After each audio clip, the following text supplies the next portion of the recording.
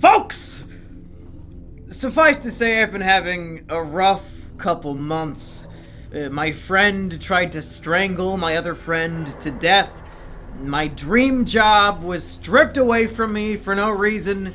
My doctor said I have criminally high blood pressure that she's never seen on the likes of a 23-year-old young man before. But folks, all that was child's play. None of that really mattered at all. Because the true horror of my life finally arrived. A real problem. Something to actually be upset about. Of course, we're talking about the series premiere of Fox's new hit show, The Passage. Is it a hit show? What were the ratings on this? Okay. Rotten on Rotten Tomatoes, 56%. But the audience score is 100. No fucking way. Oh, there's some bullshit. There's no fucking way. If the audience is mostly comprised of, or even half, or even a portion comprised of fans of the book, there's no way the audience score on Rotten Tomatoes should be 100%. What the hell? Critics' consensus. Strong performances from leads Mark-Paul Gosselaar and Sanya Sidney can't course-correct the Passage's wayward plot and feeble tone. So we've all been waiting on pins and needles for Mumkey's review and opinion of this series. If you haven't watched the original episode of this, which was, I guess, episode 0, where I talked about this book, my favorite book, The Passage, and how Fox is adapting it into a TV show, and I sort of reacted to the trailer and talked about why I like the book and why I don't see the things I liked being shown in the trailer. I would highly recommend you watch that first. A lot of people actually said, based on that video, they purchased The Passage and they've been reading it and they really like it. So that, man, that's music to my ears. I'm glad that I showed people something that I love, and I influenced them into wanting to check it out themselves, and they actually loved it too. Like, what better feeling is there than when you recommend something you really like and other people really like it too? In that video, I talked a lot about the race and gender bending of the characters, and I'm not going to do that anymore. It's been said, it shouldn't necessarily be relevant because an adaptation is allowed to change things like that, and as long as the new thing is still good, a good piece of storytelling with good characters, it shouldn't matter what color they are or what gender they are. It really shouldn't.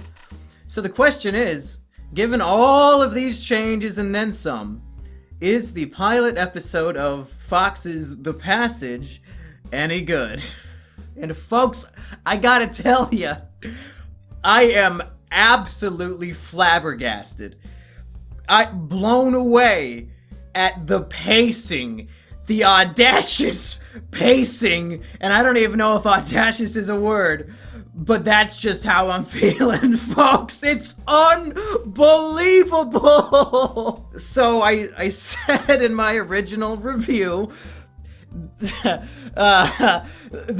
way you would turn this book into either a movie or a show is that the first 200 to 250 pages would either be its own movie or its own full season of television. Because then there's a 100-year time skip and all the characters are dead, except for like 2 or 3.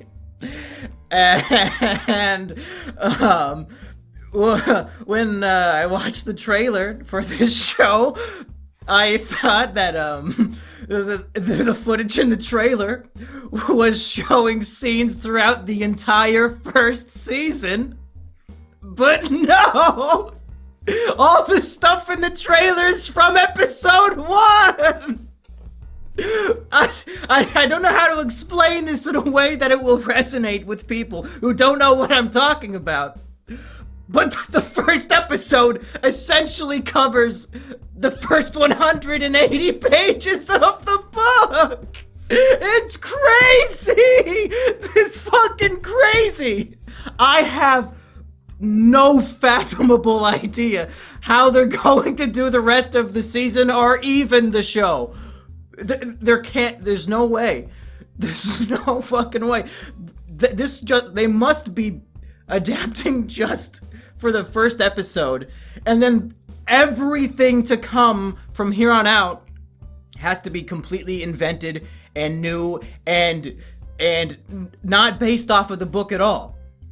Because they've reached the point in the book where there's like 40 more pages before everybody dies.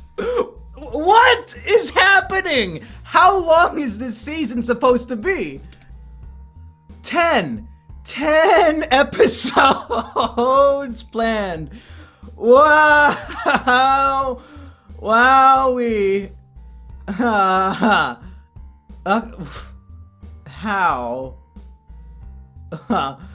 Okay. Okay, well, let's talk about what happened in episode 1.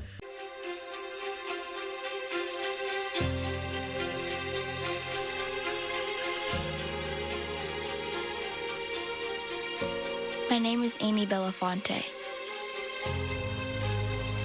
I didn't used to believe in monsters, but I do now. The pacing is so bizarre. And I don't need to reinstate that they're really flying through the first big chunk of the book all in one episode. And before I go into really the plot by plot, step by step things, some of my broader thoughts so far are that they're really taking away the magic of the storytelling in the book, where there are so many characters and we spend so much time from their perspective in the story. So for example, at the government base facility where they're doing these experiments and they have the 12 inmates who are being experimented on and with this vampirism, that is told through the perspective of one of the, I guess, guards. He's not really a guard, it's just sort of his job to sit there and watch one of the 12 vampires. And he's a really interesting character named Gray, who is like a child sex predator. So the government has forced him to take this medication that like makes it so he can't ever get horny anymore. And there's so much stuff about that. And just from his perspective of being like a reformed creep who has been, what's it called when they chop your dick off? He's been medically castrated. So like there's so many just interesting things about this character. And through the lens of this interesting character, we learn about this facility and the guards and what it's like watching them. And we learn about the different abilities and characteristics of the 12 that are being experimented on. And it's just an interesting, fun way to introduce us to all of these ideas and really unfolding the plot of what is happening here. But of course, in this show, it's a 3-second exposition dump. Patient 0. He was 52 when he was infected in Bolivia 3 years ago. The exposure threw his immune system into hyperdrive. But after a short period of accelerated healing, he declined into this. He's immune to disease, but he's also a lethal blood-sucking monster who we are all very careful not to call a vampire. Is there a point to this recap? All the like 100 pages in the book of interesting character development and learning about the environments and the world and what is happening through them. It's explained with a group of scientists and doctors walking, saying blah blah blah blah blah blah blah, and just explaining it to the other characters and essentially to the audience. Is there a point to this recap? It's like, in my mind, that's just shit. Exposition dumps are just fucking shit. It's the laziest form of writing. Instead of showing us the world, they are telling us. It's a very, very basic concept in storytelling. Show, don't tell. But because for some reason they wanted to compact in my mind, 80% of what the season should have been into the pilot episode. I guess they had to tell. There's almost no show in this show. Very jarring. Very, very jarring pacing. So let's just go through it. I took notes as I was watching it. I'll just go note by note, whether or not it necessarily makes sense to tell them that way. I assume it will. The episode is bookended with narration from Amy Belafonte, who is now a 10-year-old black girl rather than what I think was a 6-year-old, basically mute little white girl. And I can confirm Amy has more lines of dialogue in this pilot episode than Amy in the books had in 2,000 pages. So, just threw that whole character out the window, but whatever. It's a different thing. I'll accept it. As long as it's good, I'll accept the changes, folks. If it's good. Do you think it's good? Do you? So, the way the experimentation starts is that a group of scientists accompanied by soldiers is traveling deep into just the thickest jungle. I don't remember if it was in Ecuador or where the fuck this jungle was. Just a very thick jungle. People are getting sick.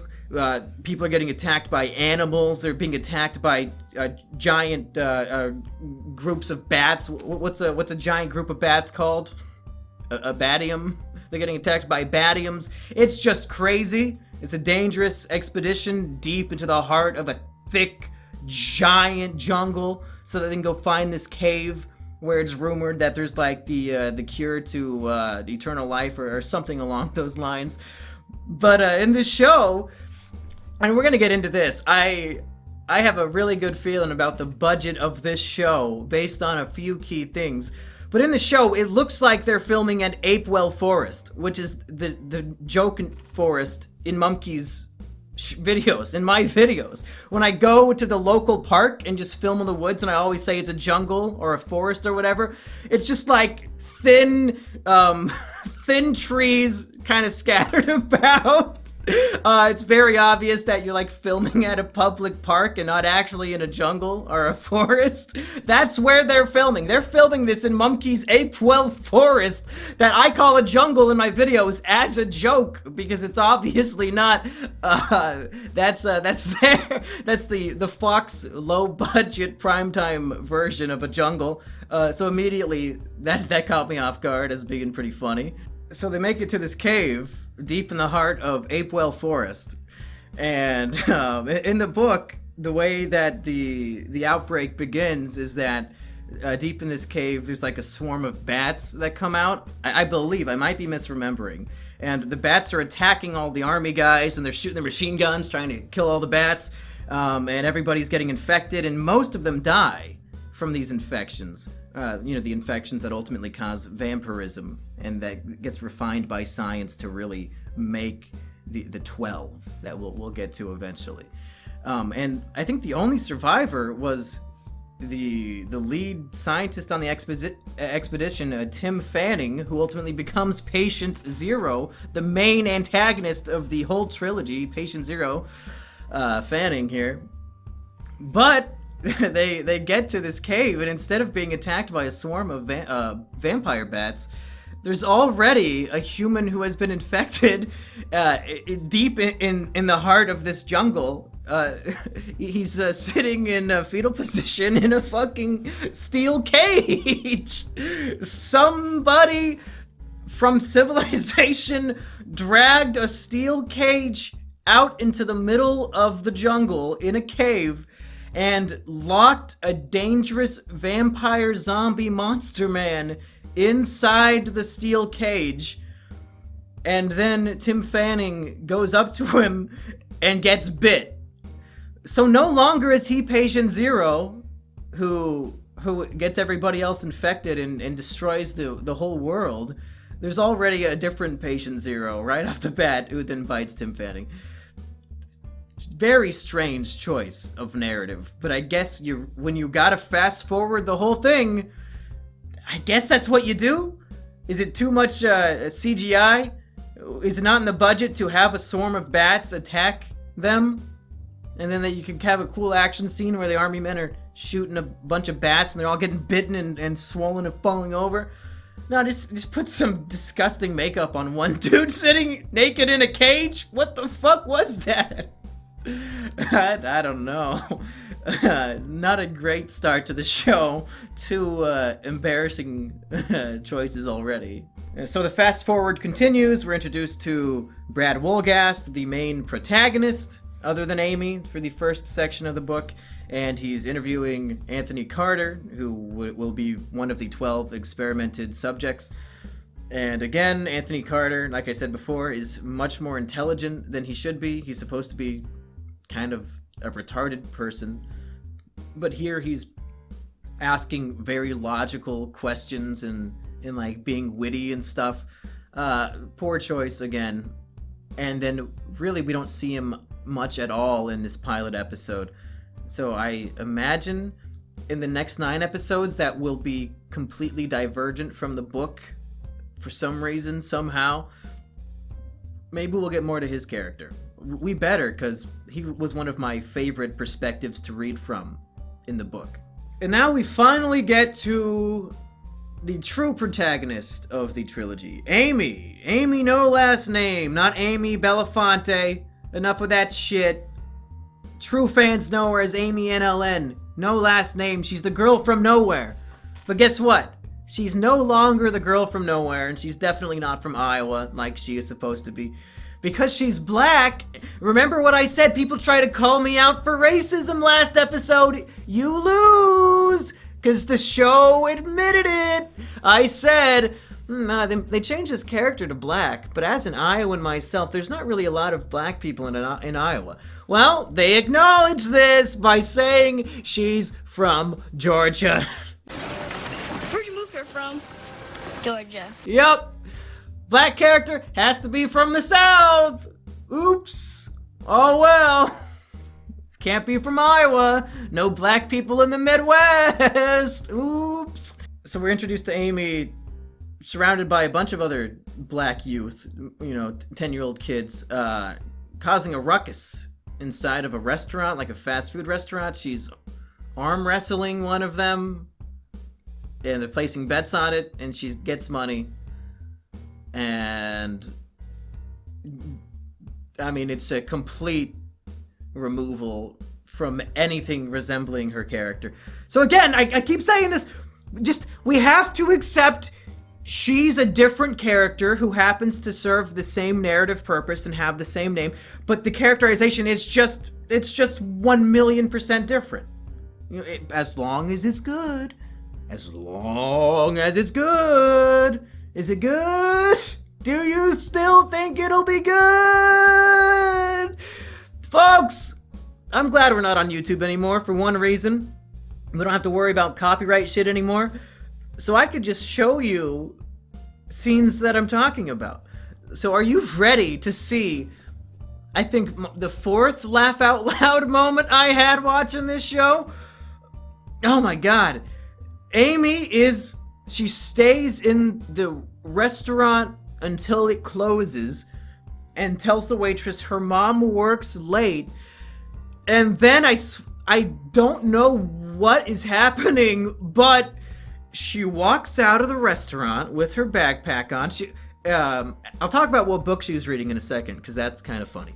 Walks out of the restaurant, and then like the next building over, I can't tell if it's a hospital or an apartment complex. You can very briefly see the bottom of like a neon sign that would suggest this is, emergency. Like this is where the ambulances go to drop off people at the hospital. But that wouldn't make any sense, given what is transpiring. But Amy walks right out of the fast food place, and then I guess either up to a hospital or her apartment complex. And there are ambulances and cops everywhere, and you just hear voiceover of somebody saying, the woman is dead, it's from an overdose. And there's a corpse completely covered, you can't see what they look like, on a gurney or whatever. And immediately, Amy knows that her mom is dead and starts crying and screaming and running towards the police. What? We're closing. You got someplace to go? Your mama doesn't mind you running around so late? No, ma'am, she works nights. I think I'm all good. Thanks. Copy that, 1-6. Switching over now. The 32-year-old female pronounced dead on the scene of an apparent drug overdose.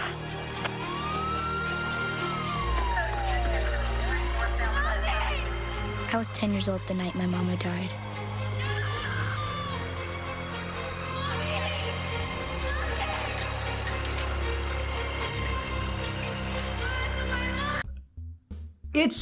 It's inexplicable. She just knows what happened. I can't even put into words how jarring this is. And suffice to say, of course her mom doesn't die of a fucking overdose just randomly at their hospital/apartment complex next door to the fast food restaurant where Amy hangs out. What is happening? I don't know. They just needed to tell us in the narrative very, very quickly that Amy's mother is dead and now she's being placed into foster care. Bizarre. It's bizarre. And tragically, when you're moving a story along at this pace, it's like when you're reading the cliff notes or the spark notes of something. It's the difference between reading a full Shakespeare play and reading the 10 bullet points on spark notes of what happened in each scene. And that's what it feels like watching this at this fast-forwarded pace. An example that might relate more to you at home would be like in Breaking Bad. The first episode of Breaking Bad is great because it's slow-paced in a sense that you understand the character. You get to know almost everything you need to know about Walter White because of the slow pacing of the show. It's very much character-driven. It's about Walter White and him having all these bad things happen in his life, and he has a shitty life, and then it gets even worse when he gets cancer. And watching him and his actions, we understand his decisions and the choices that he makes, and it's a gripping hour of television. It really is. The way this show is paced, it would be as if the pilot of Breaking Bad ended at the scene where he says, "This is not meth," and he throws it. I think it's like episode 4 or 5. It'd be like if the first 5 episodes were condensed into 40 minutes. It's such bizarre pacing, and you wouldn't get any of the characterization. It would just be, gotta go to this plot point, then this plot point, then this plot point. Very, very, very rapid, fast. Just get through the plot. It doesn't matter about the characters. We don't need to get to know the characters. Our characters are not important. Nobody's here for the characters. They just want this super juicy story. And I'm gonna be honest, the story of the Passage books, it's not the highlight. The highlight is the characters. That's why I like it. I'm a characters guy. Learning the story through the lens of the characters is what makes these books good. This show, based on the pilot episode, characters thrown out the window. It's all about the plot. People want to see some violence. They want to see spooky imagery with these vampires, folks. They want to see a vampire girl slurping up blood. Creepy. Primetime television, folks. Nobody watches TV for characters. Fuck that. We want some action. We gotta end the pilot episode with a big shootout in a police station that should be happening in the 3rd to last episode of the season, folks. The characters are dead. The characters are dead. Anyway, interesting tidbit. The book that Amy is reading throughout, because now she's an avid reader. She might be a poor black girl who has a single mom who is a crackhead, and she's like living, I assume, in some sort of shitty little apartment or evidently in the bushes outside a hospital. But man, she is smart. She loves reading books. Most 10-year-old kids living in absolute poverty with a single parent who do drugs, they sure are smart. They love reading. That's their pastime, folks. And she's reading A Wrinkle in Time, which is very interesting to me. It's a great parallel to what I'm watching. Because as you may know, there is a Wrinkle in Time movie that we did an episode of Izukino about that I highly recommend. One of my favorite Izukino episodes. And A Wrinkle in Time is one of the worst films of 2018. I think that's the year it came out. Last year, 2018. So you have this decent to good book source material completely ruined by the film, the screen adaptation. So it was very funny to me that that's what she was reading. It's like they were gambling, saying, Wrinkle in Time, they ruined that, but we won't ruin this. Let's throw that in there as a fuck you to Wrinkle in Time. Nope. Your gamble didn't pay off, buddy. And speaking of the people behind making this, I was shocked to see that Justin Cronin, the author of the books, is listed as a co-producer. So this isn't even a tragedy anymore. The tragedy would be some guy creates a great piece of art and then he gets a deal for it where he sells it for $1 million, and then they take his art and make it complete shit and he has no power in it. That's the tragedy. But when the guy who made it originally evidently has a say in what's going on and how the show is made, and then it's shit, like, was the book a fluke? Was it an accident? I don't think so. Why is he okay with this? With them shitting all over what he made? Is he just listed as a co-producer because they paid him for the book rights? Or is he actually having a say in what's going on? I hope not. But I don't know what's more sad. If he didn't have a say and they ruined it, or if he did have a say and they ruined it. Justin Cronin, I know you're a big fan of Monkey Jones. If you want to come onto a podcast and talk to me about this whole thing, I would love to have you on. There's a lot I would like to talk to you about. Alright, so Amy is put into temporary foster care, but they let us know that for some reason they're going to wait like 3 days or a week to actually put her information in the foster system, because it's very important to the plot of the narrative that Amy is the girl from nowhere. She doesn't exist. Nobody knows she exists. And thanks to the great setup of the book, that's what happens. Nobody knows she exists. Here, I mean, you've got social workers who know who she is. She's got foster kids that she's living with, the foster parents. So it just doesn't make any sense. She has to be just plucked out of nothing so that the government can experiment on her and nobody will know that she disappeared. But in this, no, everybody knows who she is. She has a first, middle, and last name. Whatever. And then we get to the next obvious budget cut. I have to assume. So bizarre, either way. And wow, is it getting way darker in here? Is it just me? Whatever. It's a spooky show, folks. Spooky show. Performed discussion by me in the spooky lighting. Hey. The military base that I believe was like on top of a mountain in Colorado, with like 40 floors underground, very deep facility where concrete bunker essentially to keep all these experiments down there safe from the public. In this show, instead of a huge military base up in a mountain, it's literally a refurbished hotel. And there's a line of dialogue to explain it away. They're walking in with Anthony Carter, and they say, "Hey, you like the place? It's used to be a hotel."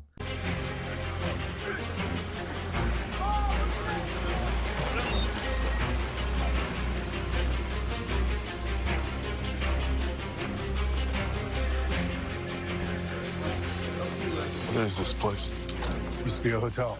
And I'm thinking, I think the show's budget was so low that building a military base as a set was insurmountable. So they just rented out a hotel for like a week and filmed there. Nothing about this resembles a military base from the inside. They just walked into a hotel and started filming. It's so embarrassing. Their jungle is just filming in the woods next to my house, and their big secretive military base is just a hotel. Man, and when you have to try to explain it through the characters. Like when you have to get meta in that sense, where the show's budget is obvious and then the character has to like explain it through a piece of dialogue that they probably threw in on the day of shooting, that's a really bad sign of the limitations of your production. It's just embarrassing. Now, and speaking of embarrassing, the actress for Babcock, in my view, was utterly embarrassing. These 12 inmates who were on death row, that were all male, of course, in the book, but now some of them are female. Babcock is now a female inmate who has been experimented on, and her acting is atrocious, and she doesn't even really say anything. Her job in this pilot episode is to sit on a bed and look like a creepy vampire. And you can tell that's what they told her to do. And I don't know if she's trying her best or trying her worst, but the shots of her, the actress herself, trying to look creepy and menacing or whatever they're going for. It's supposed to be, I guess, a creepy vibe. But it's like if you were making a high school production and you told your friend who's never acted in anything, hey, sit there and try to look creepy. God, people are terrifying. The MRI shows no higher brain function. Sure, they all have their little quirks. Bath taps his feet like he's dancing. Martinez paces all day. Babcock likes to stare at you. They're just reflexes. She doesn't stare at me. Are you kidding? She's making like crystal eye contact with you right now. It's her thing.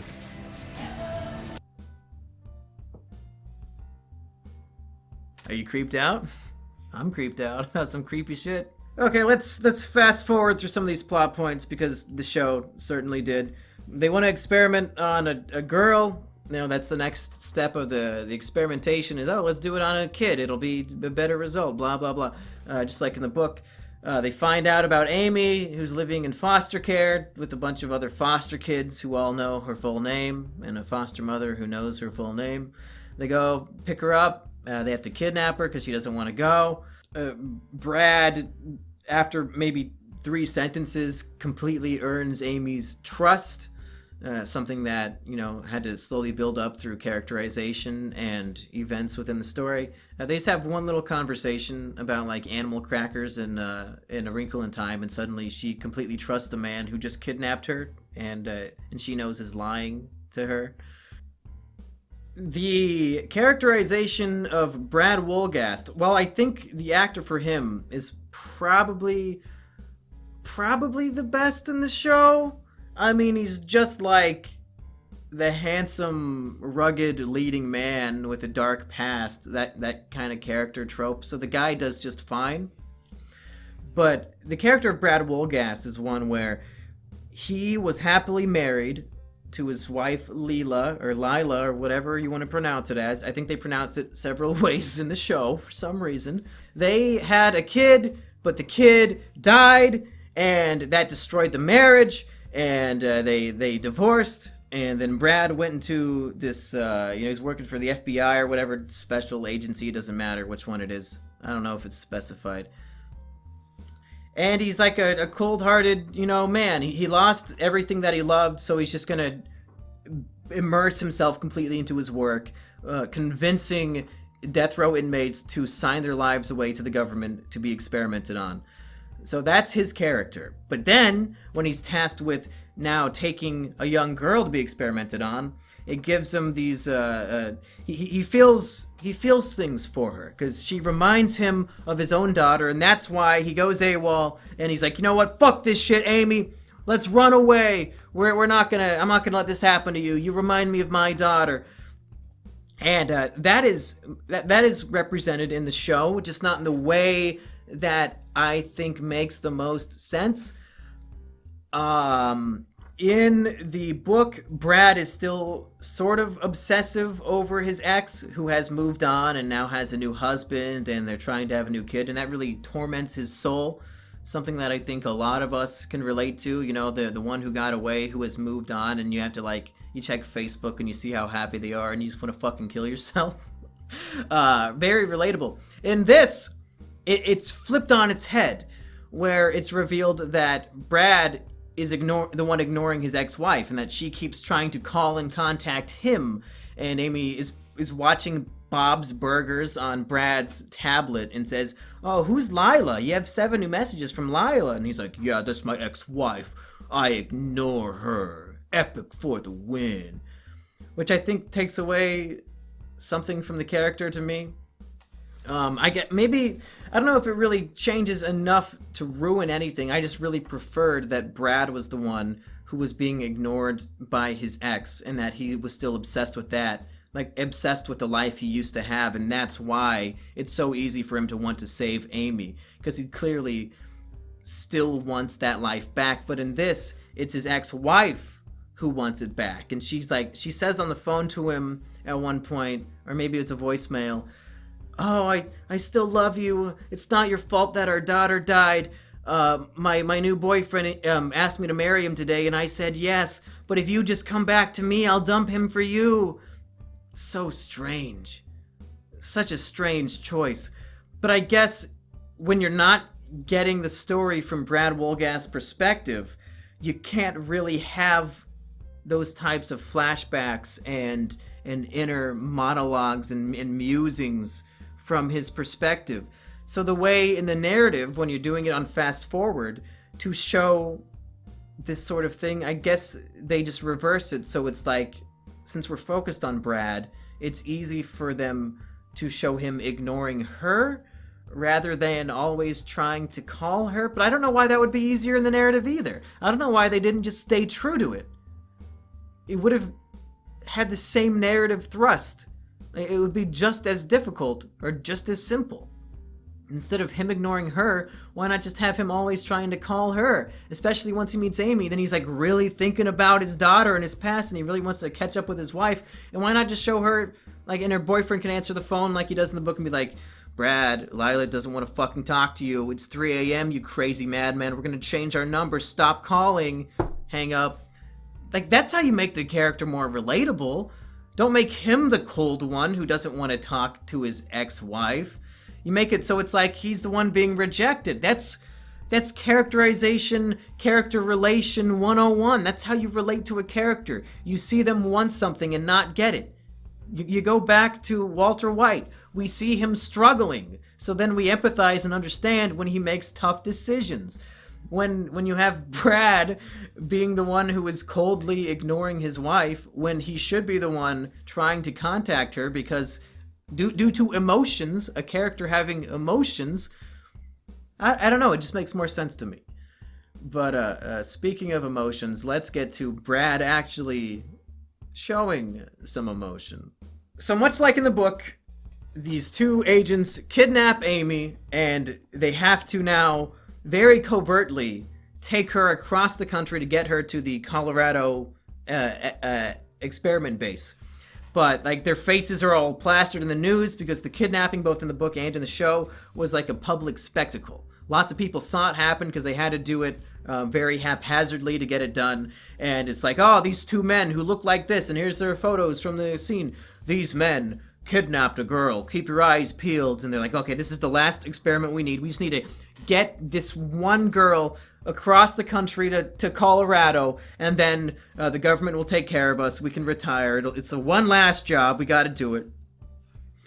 But then on the journey, Brad, of course, starts to feel sorry for Amy, and he's reminded of his daughter, and he wants to save and protect her. So he comes up with a scheme where he says, you know what, Doyle, my partner Doyle, who is still 100% on the side of the government here, let's give the kid a break. Let's stop at the carnival. You know, we won't talk to anybody. We'll give her a funnel cake. Just give her one last moment of happiness before her life is ruined when we get to Colorado. And it's not a great idea on the surface, but when you realize it's Brad's plan to sort of escape from Doyle, like, it makes perfect sense. But they're still wanted, so they have to be covert. You know, they have to have fun at the carnival without really bringing any attention to themselves. And in the book, they just go on the merry-go-round and they eat funnel cake. But here in the show, Brad decides they're going to play carnival games, like the one where you have to shoot Wow, it's getting really dark in here. This looks cool. They have to shoot, ducks that are moving on a conveyor belt or whatever. And he gives the gun to Amy so she can do it. And, of course, Mary Sue, Amy's now Mary Sue, she just never fired a gun before, despite being a black girl raised in poverty. Never fired a gun before, but 2 perfect bullseye shots on her first try. Cool. And Brad does the opposite of what he should do in this situation and starts yelling at the crowd of people who are crowded around watching. Yeah, look at her! Look at her! She did it! Look at this girl! She's great! Are you ready?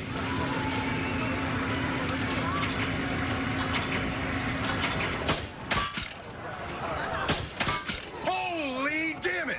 Did you see that? Yes! Did you see that girl? Did you see her? A girl whose face and name along with his are plastered on national news. Keep your eyes peeled for this kidnapped victim and her kidnappers. The last thing, it's like the show is a parody of itself. The last thing he should possibly be saying is, look at her! Everybody look at her! Did you see that? Yes! Did you see that girl? Did you see her? So, I don't know. I don't know what they were thinking. Justin Cronin, when you co-produced, did you write that line? Did you say, if they're not going to let me have the show the way I would do it, I'm going to sabotage the production to make it as shitty as possible? What, so you want it to get canceled? Is that it, Justin Cronin? You want it to get canceled early so that they really can't ruin your good thing, but you still get all the money? That's my theory. That's my hypothesis at the moment. So then Brad goes into the bathroom and strangles Doyle, his partner, so that he and Amy can escape. In the book, it's different. They try to escape from Doyle, but Doyle catches up to them.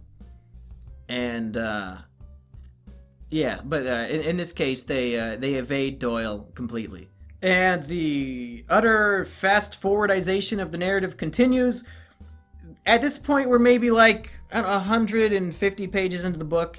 At this point in the show, we're about 25 minutes. Bizarre pacing. Then we get a scene that I'm 900% sure did not happen in the book, but it's very funny here, where Brad calls his ex-wife because, now he's a national star and he wants to let her know that he's doing the right thing and he didn't really kidnap a child for malicious reasons. But the guy running the experiments, who is now looking actively for Brad after he abandoned or choked out Doyle, the whole military is now on a nationwide manhunt to find Brad and Amy. And when Brad calls his ex-wife Lila on the phone, we see that all the military guys are at her house with their guns or whatever, asking her where he is. So you have that classic scene that's in all of these types of shows and movies where the person answering the phone has to pretend that they're talking to somebody else because the people who are there are dangerous and looking for the person that called. You know what I'm talking about? So Brad calls and says, yo, hey, I don't know if you've seen what's going on, and Lila, who's a doctor, immediately starts saying, the infection should be fine, yeah, your daughter's infection, talking as if she's talking to a patient, very, very obviously, really going into detail about this imaginary infection. And Brad replies by saying, he's there, isn't he?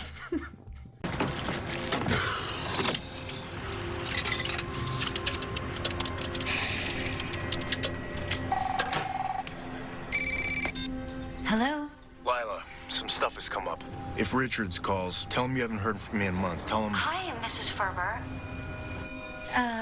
Riley's incision isn't opening up. That's just the healing process. Keep it covered and dry and come in for a recheck tomorrow. He's there, isn't he? Yeah. As, what the fuck did you think she was doing? Brad, it's such a stupid question. Do you think your ex-wife just had a mental breakdown and legitimately thought she was talking to one of her patients on the phone? Why the fuck else would she be saying these things? Such stupid writing. You should know immediately. That she knows who you are and is lying or making up a thing on the phone so that the person in the room doesn't know who she's talking to. Why the fuck would you question it? What are you thinking?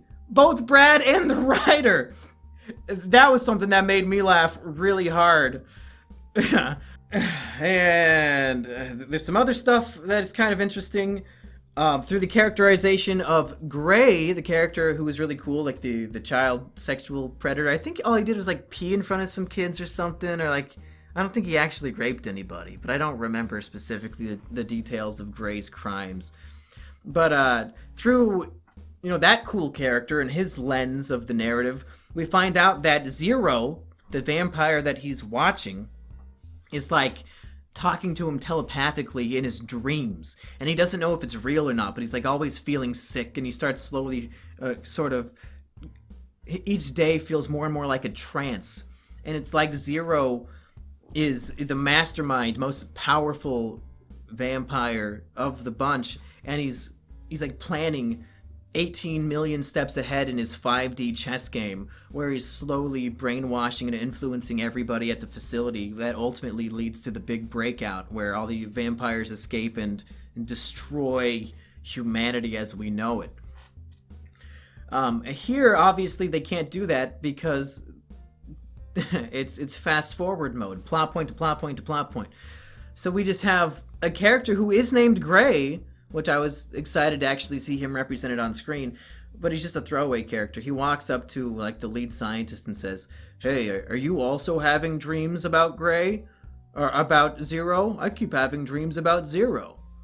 Has he been in your dreams?"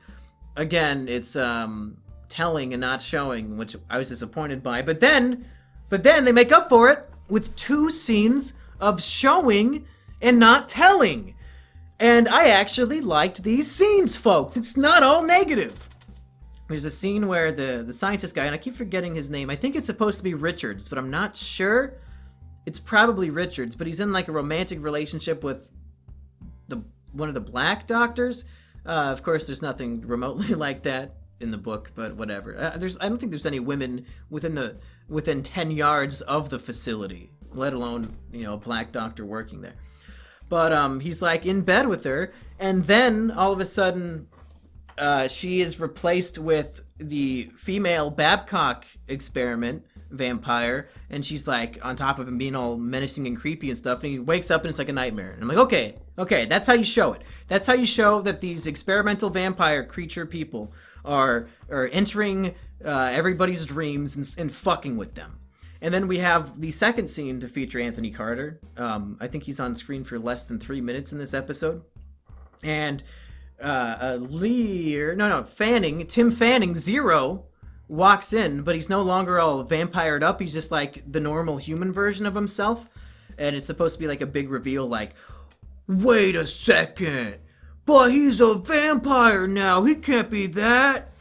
But somebody who is not familiar with the book and is watching this show on a first viewing, I don't think they're even going to recognize the actor or have any idea. So like the kind of scary music that plays when it reveals who the doctor is, I think it's not going to mean anything at all. They'll probably just assume it's one of the other 50 characters that were introduced and not really given a name. But from the perspective of me, who actually is following what is happening and understands what is going on, I was like, oh yeah, so yeah, Zero is, he's fucking with Anthony Carter in a dream. Cool, I like to see that. That's cool. Because Zero, or Tim Fanning, is a very menacing omnipresence, really. He's like a god in these books. And his portrayal's not half bad either. I'm happy with his casting and his actor so far. I really am. That's my other highlight of the show. And it ends with Brad decides the best thing for Amy, and he does this in the book too, will be to turn himself into the police so that Amy can get, police protection or whatever. Like, everybody will know what's going on. He's going to explain that, the experiments, because he wants to save Amy. He doesn't care about anything else now. He just wants to save Amy. He doesn't care what happens to him. So he turns himself into the police, and he's, handcuffed, and they're just waiting for reporters to come so he can tell the story. But then the government, experiment people find out, and the army shows up. So then there's a big shootout, and it's so bizarre. About 12 heavily armed soldiers are marching into the police station, and Brad is equipped with just a handgun. But then he, I think, shoots one guy, goes into a room, fights another guy who walks in, knocks him out or kills him. But then he doesn't take his giant, AR-15 rifle. They have, these giant military-grade rifles. He doesn't take it. He just, if this was a video game and it wouldn't let me pick up my enemy's giant gun, I would say that the video game sucks. And this is a show where characters are supposed to be a little more logical than a video game's logic. He's gonna fight a whole army with just a handgun when he could take this military-grade weapon. I thought that was really stupid. But then he goes out in the hallway and has a Mexican standoff with Richards, and no other military people fucking walk in. There's 12 military dudes, and none of them fucking show up. Brad shoots at a fire extinguisher instead of shooting Richards. And then, there's a very puny little smoke coming out of the fire extinguisher. The worst distraction I've ever seen in my life. It was embarrassing. Again, I don't know if that was a budget cut or what they were thinking. And then him and Amy run out of the building, get into a cop car, and drive away. Where the fuck were the 10 other military guys? Just on a basic action scene level, this didn't make any fucking sense at all. Beat by beat, everything was nonsensical. And that's when it really diverges from the book. Because in the book, Richard shows up to the police station and kills everybody other than Brad and Amy. And then military helicopters them straight to the base. This episode ends with them escaping from Richards at this police station scene. So I don't know what the fuck is gonna happen. They've got 30 pages of story left to tell before a 100-year time skip, but 9 episodes of television to fill. Because I know for a fucking fact we're not gonna see the time skip in this season. There's no possible way. There can't be. They wouldn't do that. Because they're listing all of these actors as being the actors of the show. So I don't think they're all going to be dead in the next episode. So at the end of this, I'm flabbergasted. I have no idea where they're going to take this. But it's obviously going to be, at this point, so departed from the action and the story of the source material that it actually gives me a bit of hope that I won't hate it, because it's not going to be The Passage anymore. It's not. It can't be. They've decided to write something else entirely that was inspired by the opening 200 pages of this book. So maybe it'll be interesting once they start going their own way. Once the show goes full MGTOW, movie going its own way, maybe it'll be a surprise hit. Maybe. But I'll say this. If I hadn't read the book and my first exposure was just this episode of television, and then you told me it was based off of a book, based off of this, I would assume the book is complete dog shit. I would assume that the book sucks and its pacing is garbage and it's like something you would pick up at the airport that would have, it's like it's supposed to be a page turner, where this is so dense that you can't possibly read it in a week.